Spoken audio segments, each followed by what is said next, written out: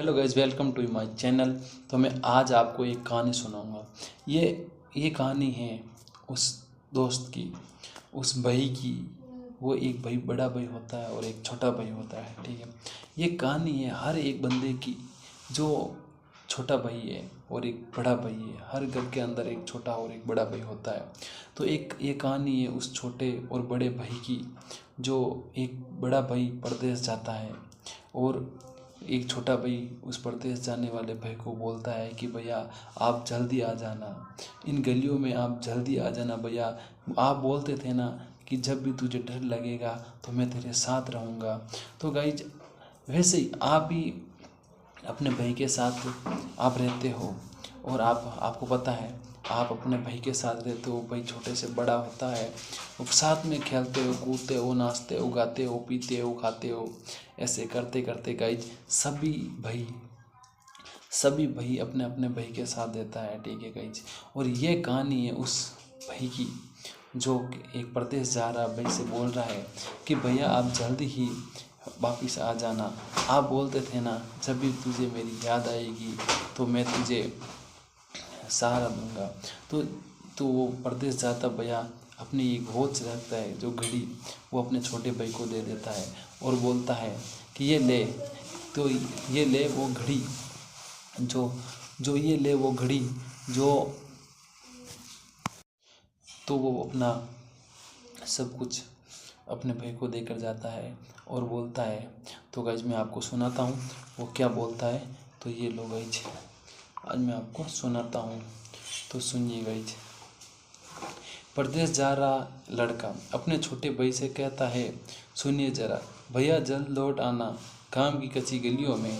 भैया जल्द लौट आना गांव की कच्ची गलियों में। धूल उड़ रही थी और वो लड़का अमित आज पहली बार शहर जा रहा था। परदेश नौकरी के लिए छोटा भाई सवई, जो बस 10 साल का था। सवई सिर्फ 10 साल का था गाइज, 10 साल का था। पूरे दिन अमित के पीछे पीछे भागा, पूरे दिन अमित के पीछे पीछे भागा गाइज। घूमता रहना, कुछ कुछ बोला नहीं। पीछे पीछे घूमता रहा परंतु कुछ बोला नहीं, ना कुछ मांगा, बस ना भी कुछ मांगा। चुपचाप रह देखता रहा, अपने भाई को चुपचाप देखता रहा। बड़ा भाई प्रदेश जा रहा है तो वो चुपचाप देख रहा है। शाम को जब वस्तु और बैग, जब शाम को बस्ता और बैग वो तैयार हो गए, बस्ता और बैग पैक हो गए। माँ ने एक लोटा पानी का दरवाजे पर रखा। माँ ने एक लोटा दरवाजे पर रखा और चावल लेके टीका माथे पर लगाया। अपने बड़े भाई के चावल माथे पर लगाया।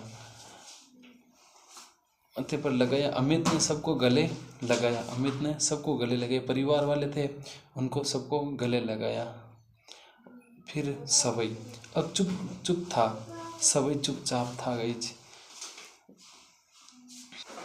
सवई चुपचाप मोहित झुका और बोला, क्या हुआ वो, तू कुछ बोल क्यों नहीं रहा है। मोहित अपने छोटे भाई सवई को बोल रहा है कि तू चुप क्यों है, तू कुछ बोल क्यों नहीं रहा है, कुछ बोला क्यों नहीं रहा है। रोहित ने धीरे से कहा, भैया तुम तो कहते ना।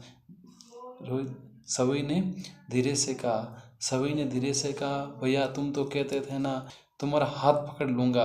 भैया आप बोलते थे ना कि तुझे डर लगेगा तब मैं तेरा हाथ पकड़ लूँगा। अब डर तो रोज़ लगता है और तुम तो रहेंगे नहीं।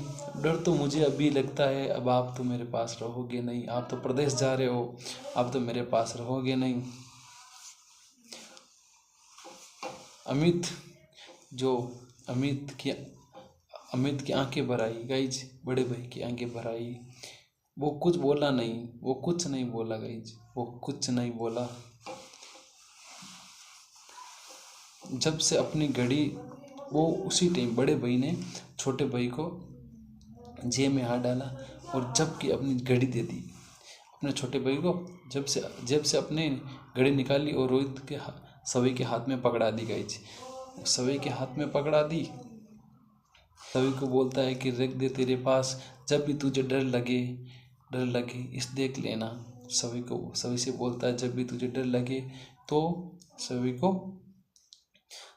मुझे याद कर लेना, ये घड़ी देख लेना,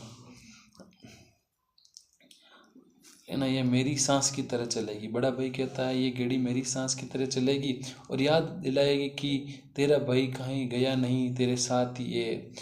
रोहित उसी दिन ना रोया, पर जब भी वो घड़ी देखता उसकी आंखें नम हो गई गाइज। जब भी वो घड़ी देखता उसकी आंखें नम हो गई और जब भी उसकी आंखें भर आती गाइज। कहते हैं परदेश जाने से बड़ा कोई मृतक नहीं होता है गाइज, परदेश जाने से बड़ा कोई मृतक नहीं होता और पीछे छूट रिश्ते से गहरा कोई मोहब्बत नहीं होती गाइज। सभी गाइज पीछे छूट जाने वाली कोई मोहब्बत नहीं होती। तो वैसे ही गाइज ये कहानी सिर्फ मेरी नहीं है, ये कहानी उस हर बंदे की है जो परदेश जा रहा है। उसका ये कहानी हर उस छोटे भाई की है जो अपने बड़े भाई परदेश जाता है और वो उसको देखता रहता है पीछे, यार की खास हम खेलते कूदते आज भी हम साथ रहते, परंतु कई घर की मजबूरी है और कुछ परिस्थिति हमें परदेश ले जाती है और हम अपनी एक घर चलाने के लिए हम सारी चीज़ें छोड़कर हम परदेश से घर एक घर पर रह जाता है, एक परदेश चला जाता है। फिर वो धीरे धीरे वो छोटा भाई वो भी परदेश जाता है, एक घर धीरे धीरे वो घर नहीं लगता है। फिर गई जो बचपन में होता है वो बड़े होकर कुछ ऐसा नहीं लेता है। तो गाइज मैंने ये एक कहानी सुनाई है आपको। अगर मेरी कहानी आपको अच्छी लगे तो एक कमेंट जरूर मारना, चैनल को सब्सक्राइब जरूर करना। मैं आपका भाई आपको कहानियाँ सुनाता रहूँगा और एक नई कहानी और लेकर आऊँगा और आप मेरी नेक्स्ट कहानी ज़रूर सुनना। Okay guys, bye.